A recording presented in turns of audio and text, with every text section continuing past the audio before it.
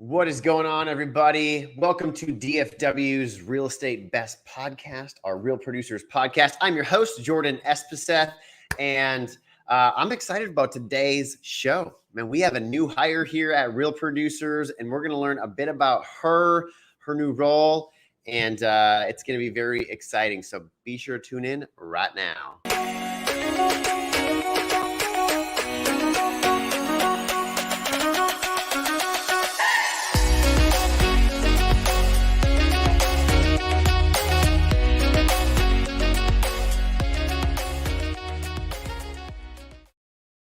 All right, everybody. Hey, before I introduce our guest, I want to share a couple things about Real Producers and also what Real Producers is powered by. This podcast here is powered by The Difference.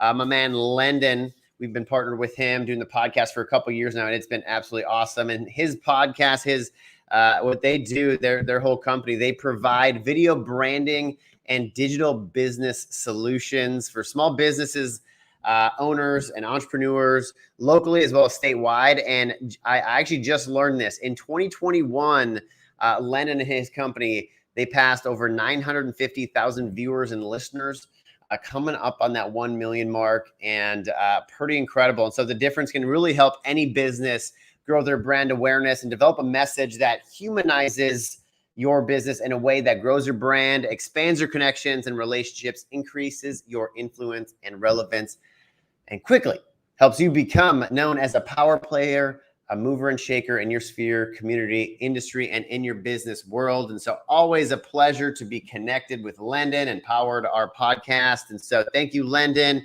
Guys, so most of you know, if you're tuning into this, you know what Real Producers is. But for those of you that don't, I'm the owner of DFW Real Producers, and Real Producers, it's a national franchise. It started in one market back in 2015. We're in over 100 markets here nationally. There are 3 Real Producers here in DFW, and I own all 3 of those. And what we do in each market is we build a community around the highest producing real estate agents in the market and the most highly recommended and vetted businesses that work with those real estate agents. And if an agent is in the top 500, and that's based off their MLS production for the year, that and per given market, that's about 20 out of 20,000 agents. So we're talking about some of the top agents, the top 1-2%. In all of DFW, there's roughly 60,000 agents, but in each given market that we have here, the top 500 based off their MLS production for the year, if they are in that, they receive our publication each and every month for free. It is their badge of honor for being a part of the top 1-2% of real estate agent in the market. And the cool thing with Real Producers, and one of the things that these agents love so much about us, is that we are not a pay-to-play model on their side. And so they may even be featured on the cover or within the publication, and there's no cost to the real estate agents. That is just a testament to them and the business that they've built. And those that are not in the top 500 cannot buy their way in. So we really have it authentically around the highest producing real estate agents within the market. Each of our businesses have come recommended to us by the highest producing agents. And we have a monthly publication that goes out sharing our partners and those agents' stories physically, digitally as well. And on top of that, we connect everyone through our events that we host on a regular basis. And so at those events, they're exclusive for those top agents, members of their team, and then the businesses that we work with. And one of my favorite events we just got done with about a month ago, and it was the ESPY Awards. Absolutely phenomenal. And this community has been around for a little over 3 years here in DFW, and we're expanding and we're growing.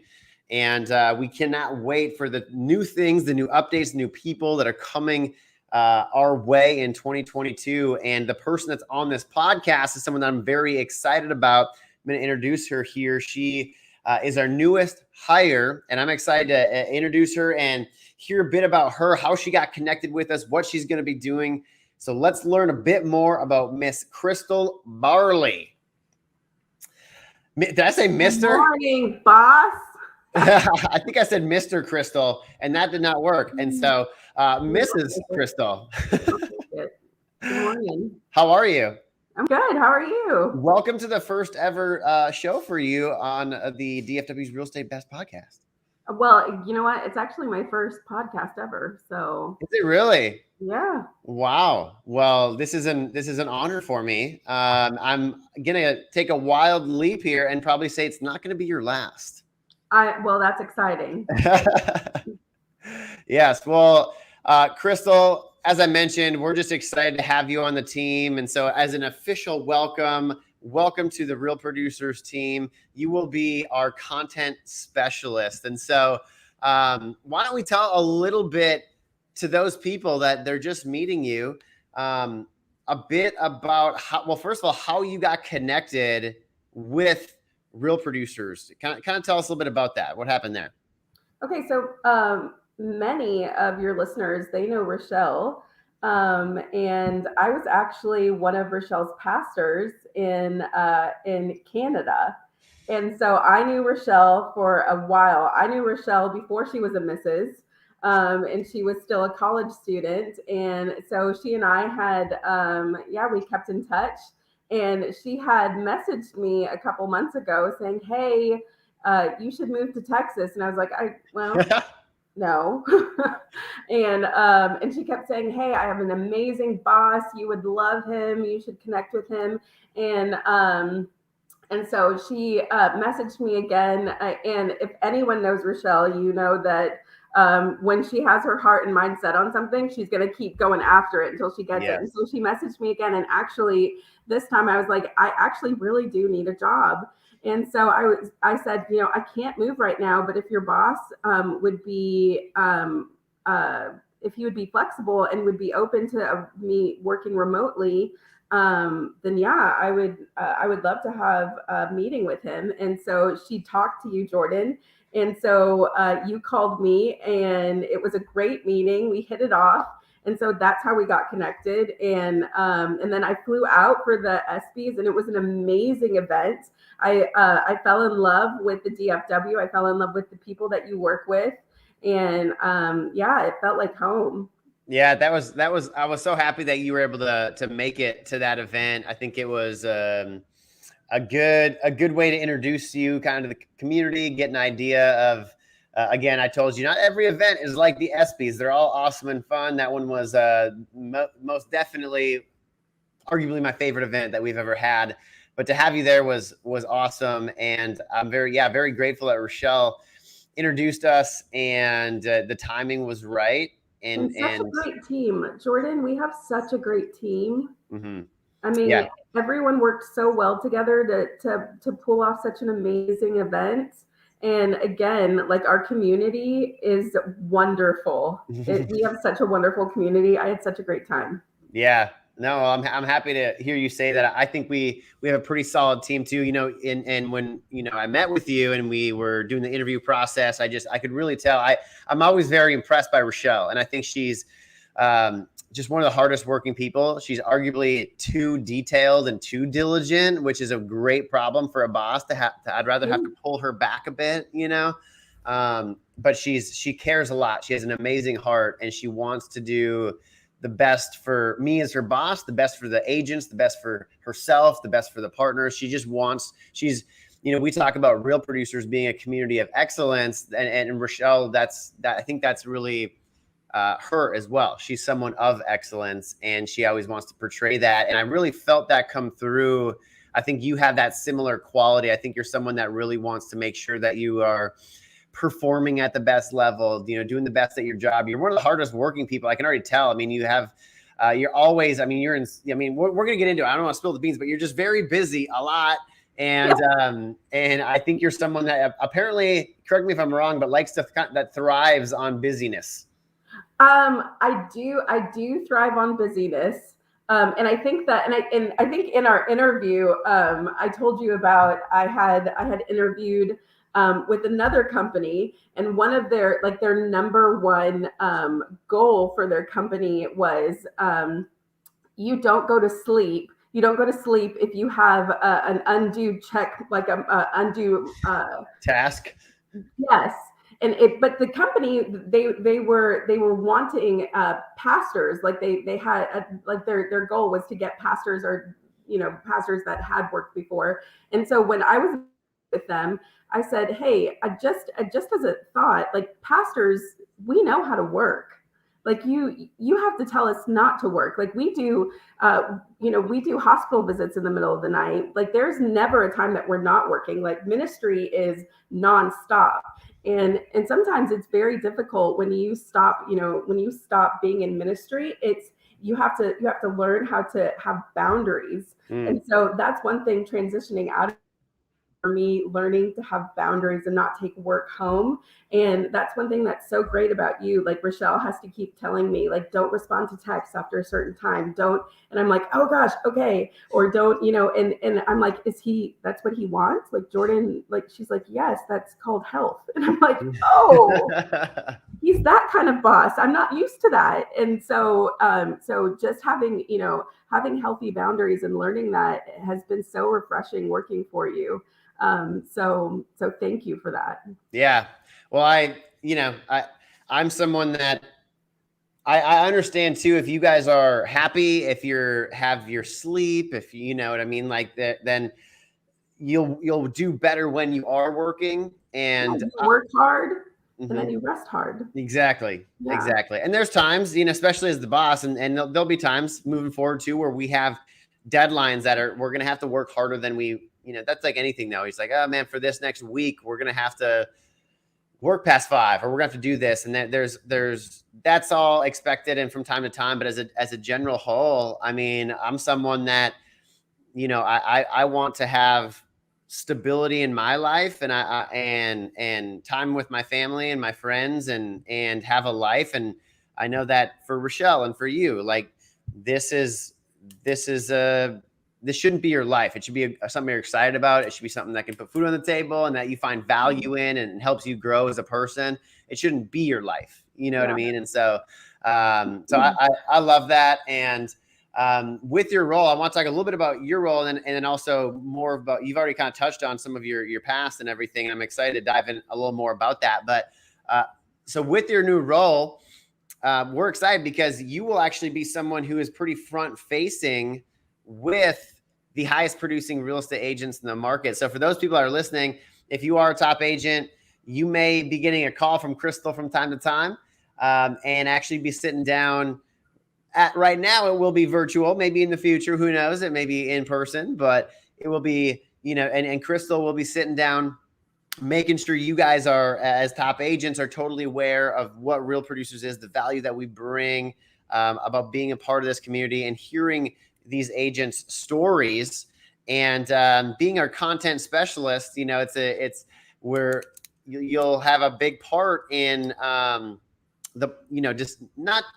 we don't necessarily decide who is being featured. I mean, obviously we do, but we look at certain things, and you'll be a big part of that. And so I'm excited to have you be a part of this community and learning from these top agents. And that's something, when I started this meeting with these top agents, I hope you're excited about that. I think we've talked about that because they are some of the most successful people, successful entrepreneurs. They have succeeded at levels that a lot of people never were able to do, at least within that real estate industry, right? And for us to be able to sit down, hear their stories, pick their brain, success leaves clues, right? And if you're around that enough, you start to kind of, get their juju rubbed off on you. That's right. Yeah. and so I'm excited for you to be able to get inside the minds of those top producing agents. Absolutely. And one thing that you say that I love is that Real Producers Magazine is not a brag book, but that it's real stories coming from real people.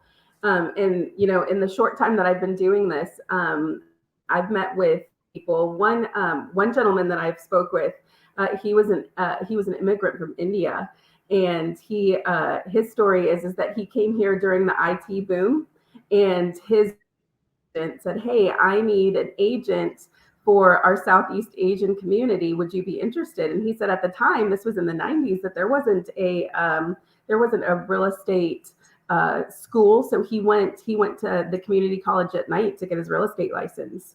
And since then, he's opened his own brokerage, And he's also gotten he's been the housing authority broker for like the past umpteenth year or something.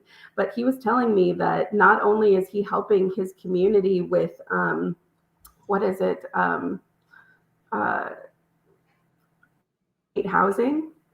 He was telling me that it's like it's good housing. So it's not bad housing. It's good housing for lower income families. But he's also helping his community by becoming landlords. So they're able to make money, but also those who aren't able to afford housing, he's giving them good housing.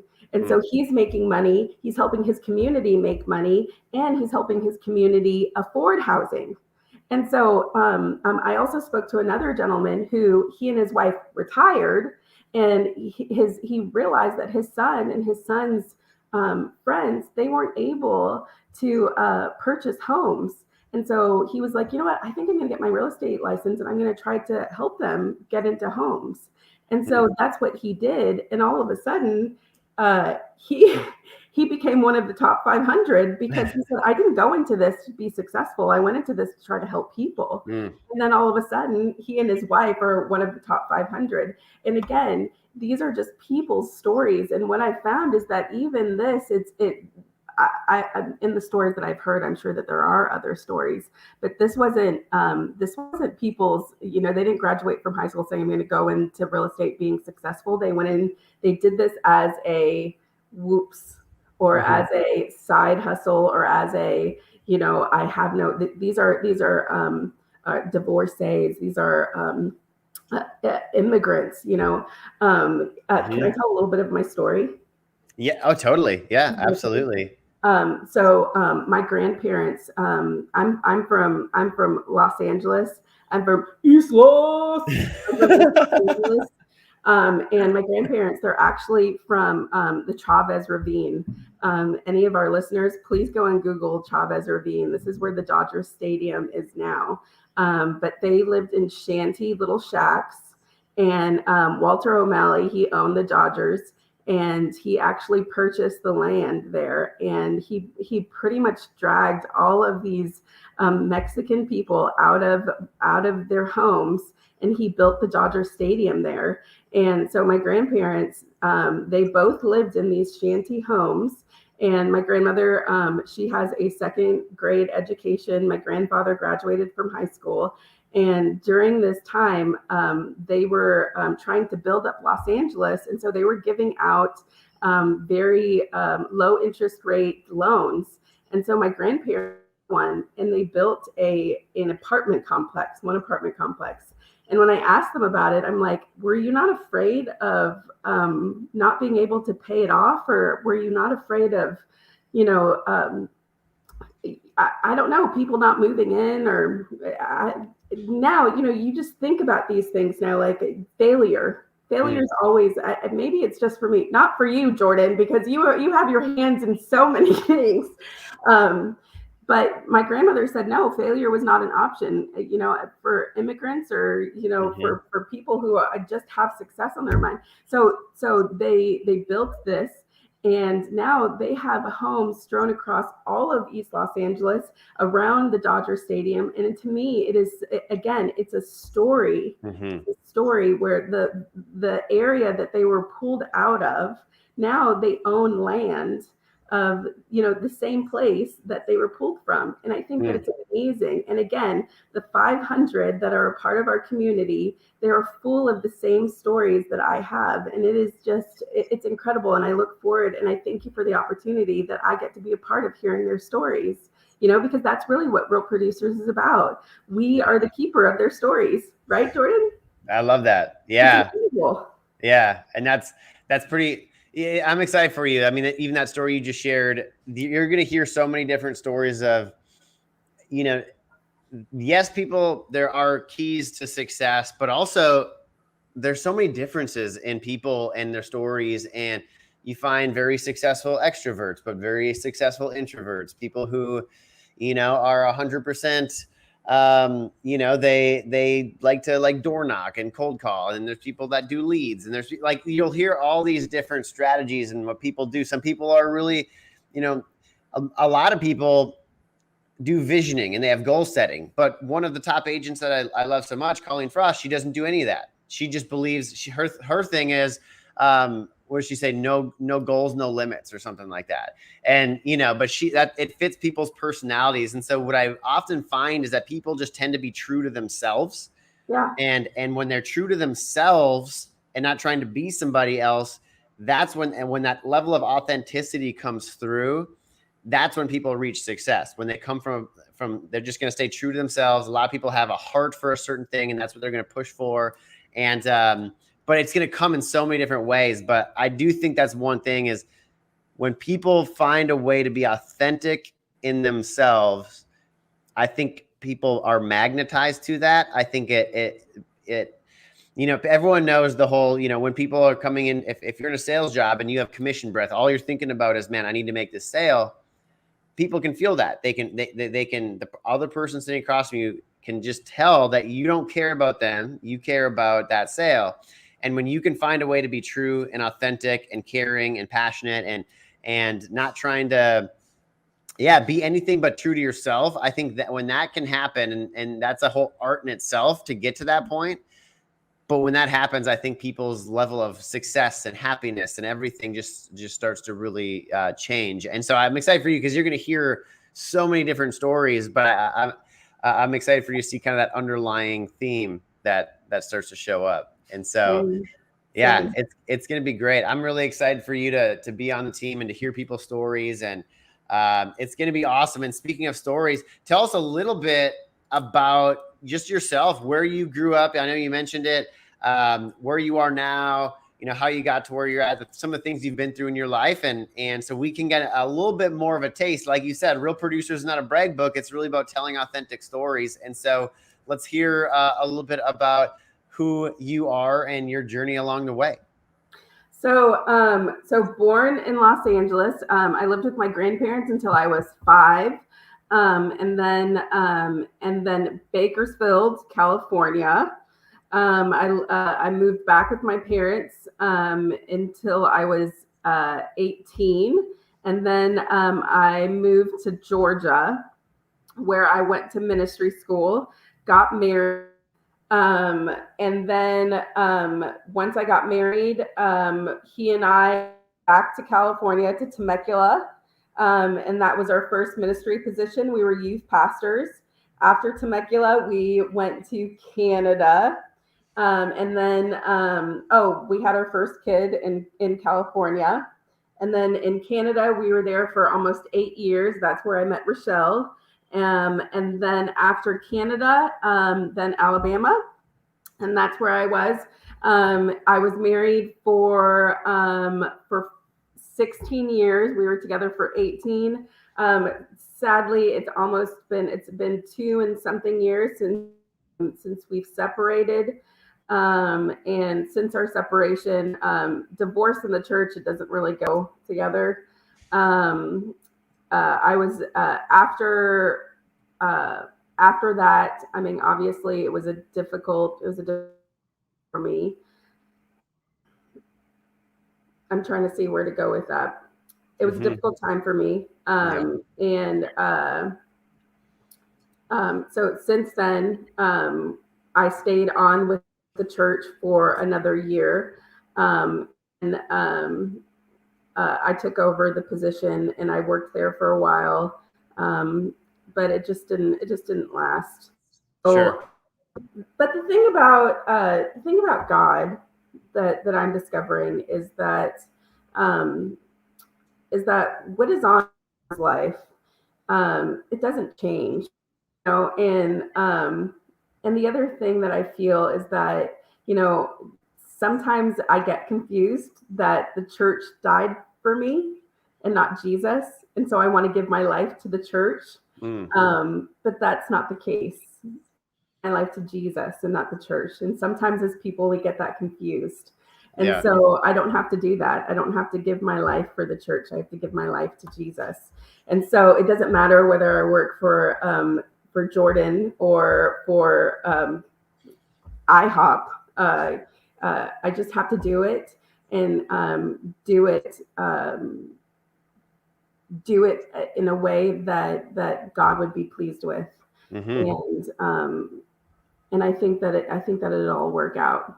Yeah, I love that. I mean, you can, there's someone said that to me, if people's mission is really about, spreading the word and being an example of Jesus, right? And there's such a need for that within the business world, right? And arguably the impact that can be even larger in that world if you bring that to, everything that you do and how you hold yourself and the way you speak and treat others and everything like that.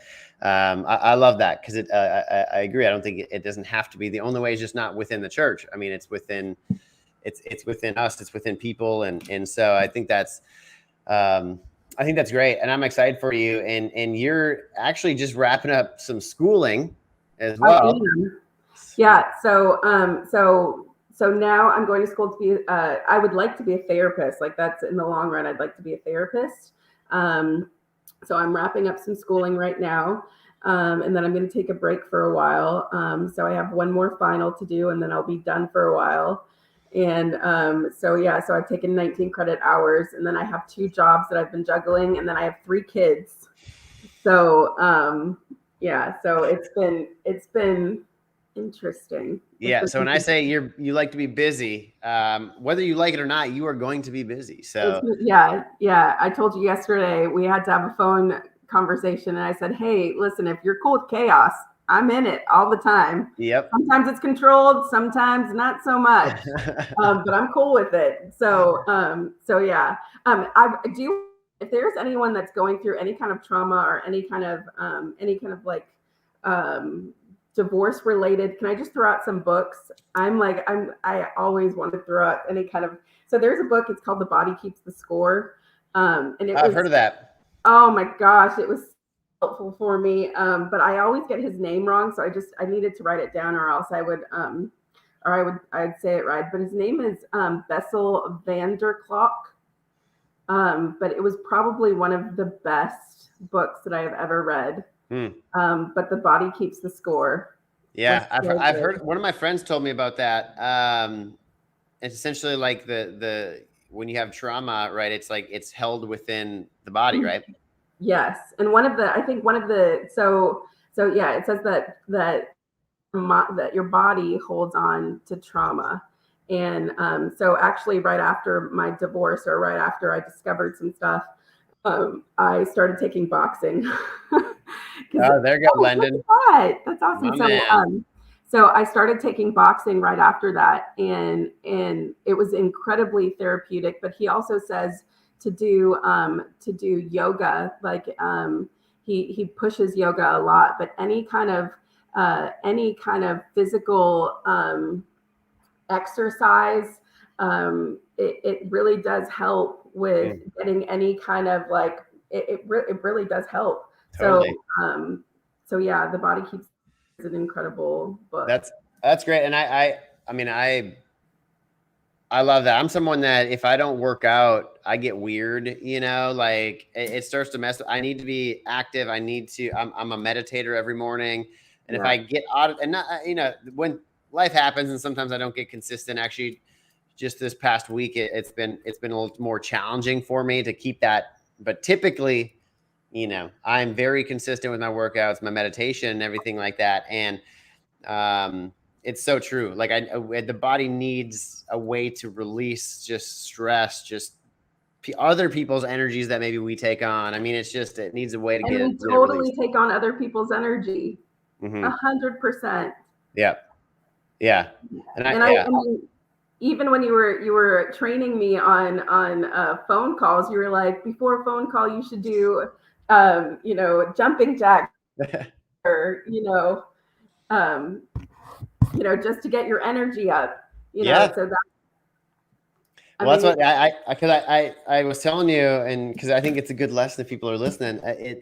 No one wants to, if you're in business or sales or anything, like a lot of times we don't want to make the phone calls, or we don't want to go do the action steps. If you want to go door knocking or whatever your role is, where you need to generate business, set meetings, all that stuff, like that's never typically something that we're really excited about doing. And a lot of people have some weird energy around that. And for me, I needed to release that. I'm just like everybody else. I'd get nervous. I'd be like, I don't want to do this. My tendency was, let's go get distracted. Maybe I better check Facebook, or maybe I better go call somebody else, see how my mom's doing. We start making excuses as to why we shouldn't just do the task at hand that, needs to be done in order for you to take the step to be successful. And for me, it was like, I need to do this, but I didn't want to. And so I told you what I used to do was I'd be like, okay, I'd get the number set up in my phone. I'd literally drop down. I'd do like 10 push-ups. On the 10th one, I'd hit the call button. I'd stand up and I'd start walking around. And when they would answer the phone, my energy's up. I arguably was overzealous, but I would rather fail on being overzealous than being like, hey, hi, my name's Jordan. And but the body, it feels that energy and needs an outlet for you to be able to perform. And people hang on to that, for years and years and years. And the person on the other line can feel that energy. They can hear that energy. Totally. There's a, I don't know if you've seen this. I watched it many years ago and someone just sent it to me the other day, but there's this guy that holds this glass up. Have you seen this? And it's a professor and he's in a classroom and he goes, how heavy do you think this glass is? And someone's like, I don't know, like, 12 ounces, something like that. And he goes, the weight of the glass doesn't matter. He goes, if I can hold this for, a minute and it's no problem. But if I hold on to it like this for an hour, it starts to get really heavy. If I hold on to this for a day, my arm's going to ache so badly. And it's just going to be, if I hold on to it a while, it's going to feel like my arm's going to want to fall off. And what he said with that is basically like when they hold on to trauma, at early on, it might be a little wound or a little sore or a little bit of bad energy. But when you hang on to that over time, it starts to get more heavy and it starts to be more painful and it starts to weigh you down. And so we need ways to release that. And that can be, like you said, that book is probably a great thing for a lot of people to release that energy. Wow, that's so good. Yeah. That's so good. Yeah. Well, I love that. So that's a great book. Is there other, you sent me a podcast that I loved on dopamine. That was what was it? Huberman Labs, right? Yes. That's a great podcast. Yeah, that was really good. If anyone's interested in motivation and not like rah motivation, but understanding motivation, why we do things, that podcast was amazing because the underlying thing is dopamine. And and that's like the chemical, that's like the reward motivation chemical in the brain. Mm-hmm. And so just even like doing push-ups, like what's happening is that there's a dopamine chemical going to the brain that's motivating us. Mm-hmm. That's giving us that there it is. Yes. Yep. He's so great. Very good. And so in the podcast that I sent you, he talks about ways that we can our bodies into motivating us to do things that we necessarily don't want to do. And mm-hmm. And in one of them, because I have so much going on, I listen to these things so that I can do more in the small amount of time that I have. Yeah. And one of the things that he says, for instance, is the morning time is when you want to do the hard stuff, even though you don't mm-hmm. want to do them. For instance, like he even talks about like write a checklist and even checking stuff off.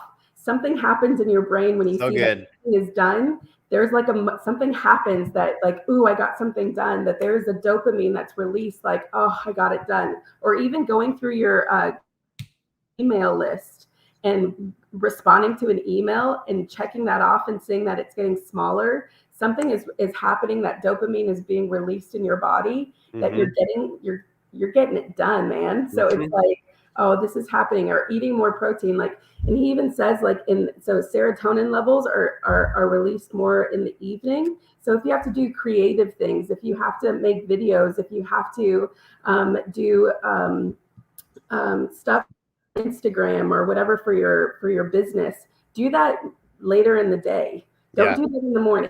More fun, so you want to do that first? Don't.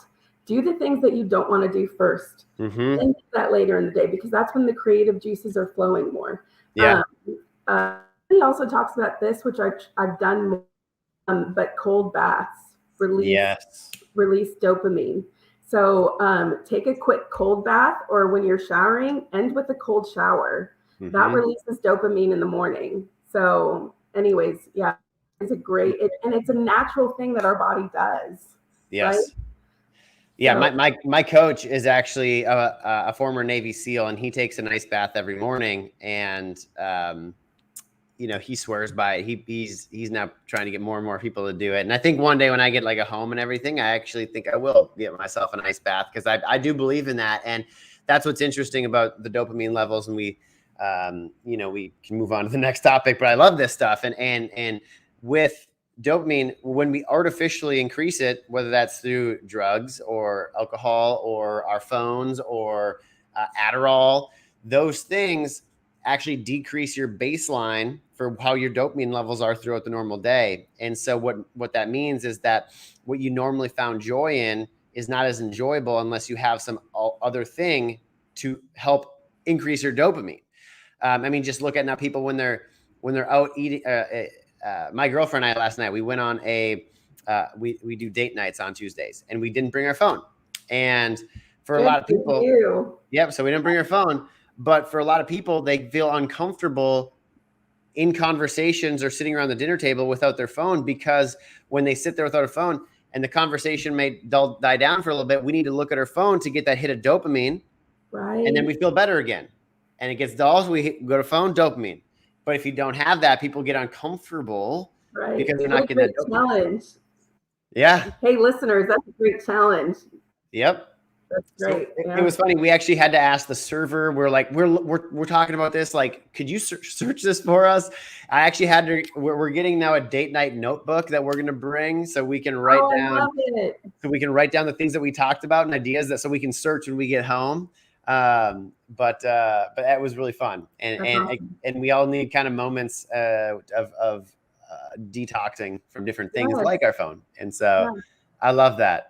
Well, that's good. So a couple good podcasts. That was good. A good book. That is really awesome. I want to ask, as we kind of wrap up, what are some other things? So obviously it sounds like you're interested in kind of like personal development, hobbies, in regards to reading books like that and podcasts, but is there other things that you like to do? Like if you have, 2 hours in the evening, what's Crystal doing? Are you reading? Is it Netflix? Is it like hanging with the kids? Sitting in a padded room by myself with a glass of wine. Okay, there we go. A little decompression.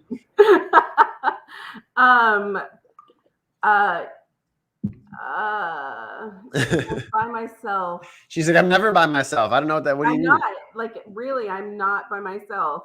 Yeah. Well, I just downloaded.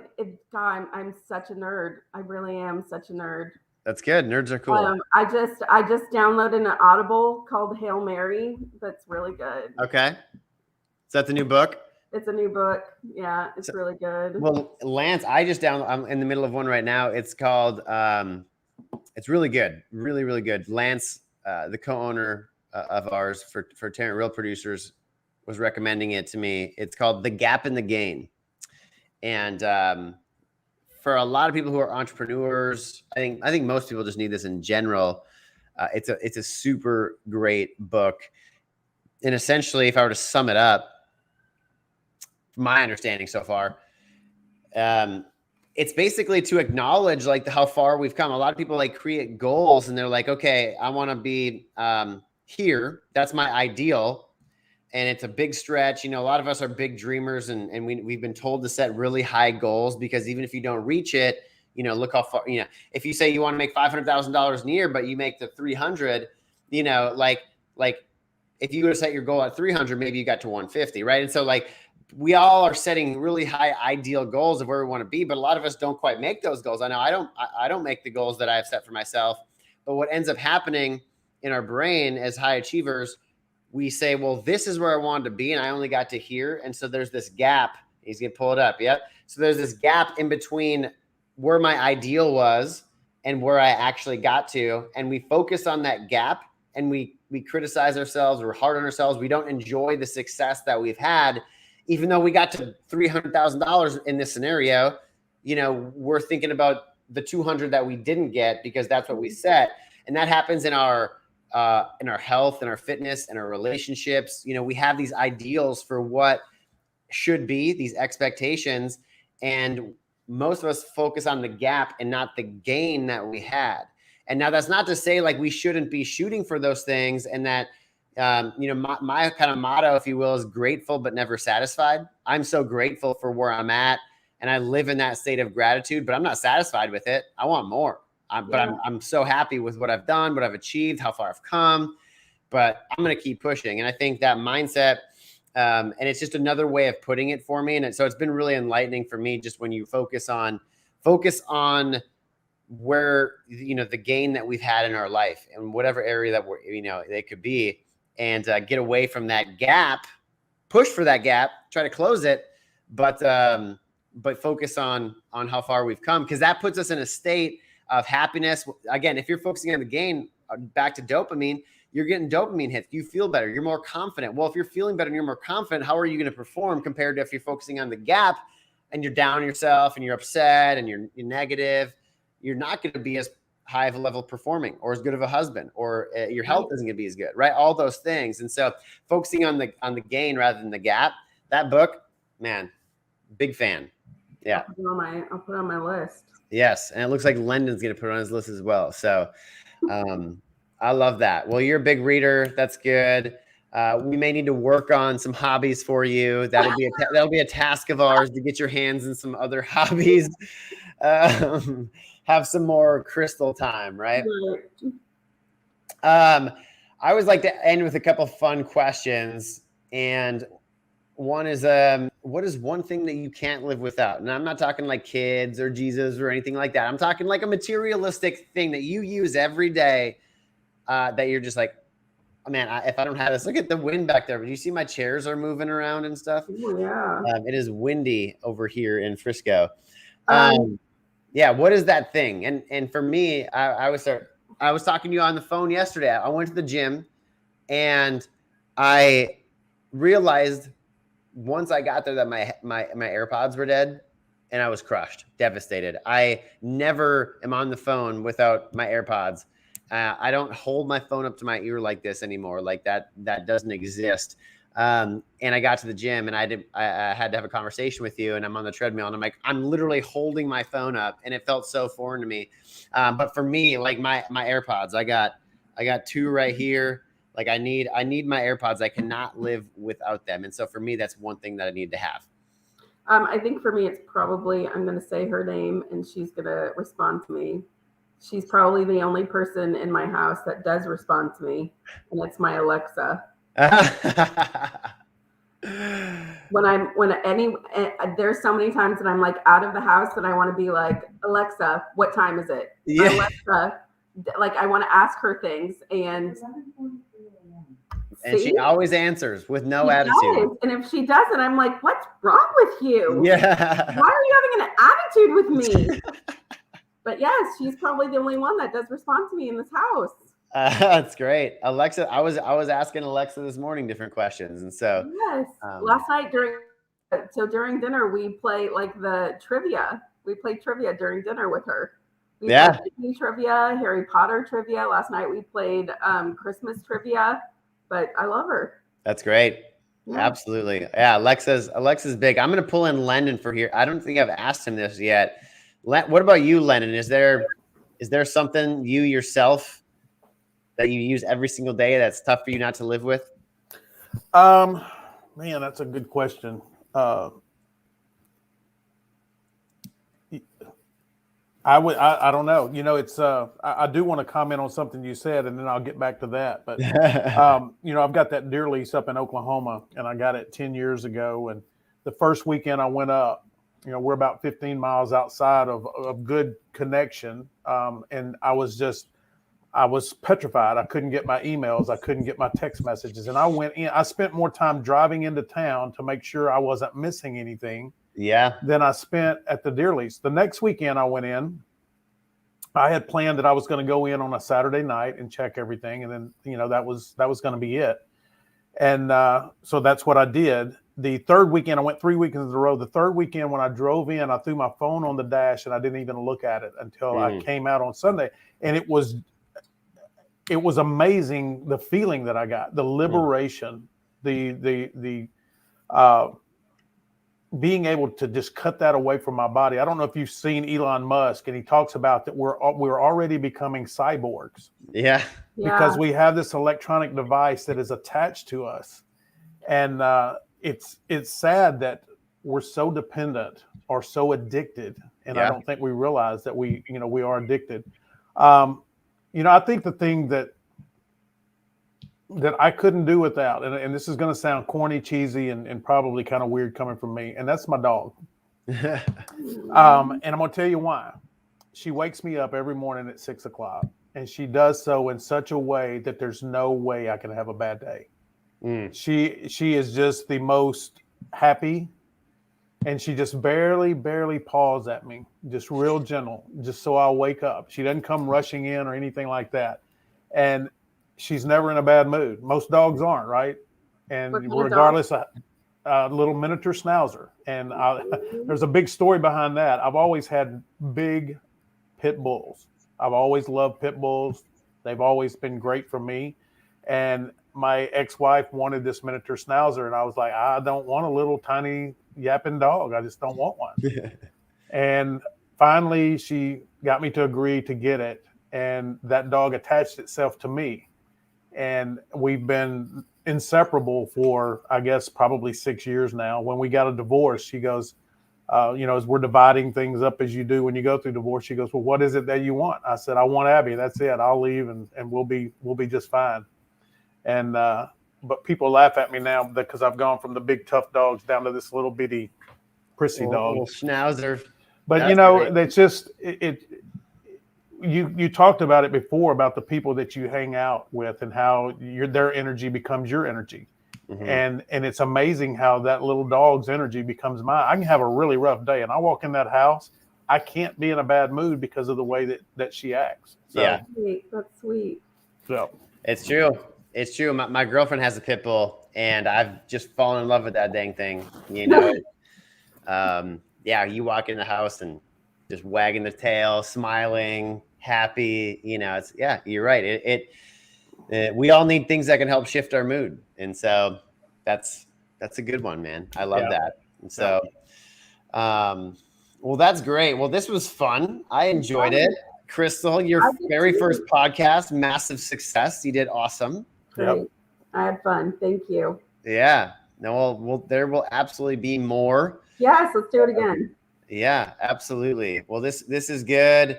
Man, Landon, are we on? We have a podcast next week, I think, right? Is that Lance or is that Rachelle? I think. I believe it's Rachelle next week. I think. I'm not sure. It may be Lance, but we do have one next week, and then we'll be off the week after that. Yeah. Yes. I cannot believe it's almost Christmas. And so got to wrap up my Christmas shopping. Amazon, I love you. Maybe that's one I should start saying. I cannot live without Amazon. Yeah. What a company. Well, guys, thank you so much, Crystal. So excited to have you on the team. This is really fun. If anyone wants to reach out to Crystal, if they have questions, just want to pick her brain or just get to know her better, crystal.barley@realproducersmag.com. I believe that's right. Yeah. And you can also reach out and on Facebook. Yep, you'll see more of her. And so thanks again. Can't wait to see what happens in the year to come. 2022 is going to be a fantastic year. And Landon, thank you as always, my friend. If anyone here looking to find a way to get their business out in front of more people, be sure to check out Landon and his podcast. And so, thank you, Jordan. Yes, sir. Thank you all for tuning in, and we will see you next week.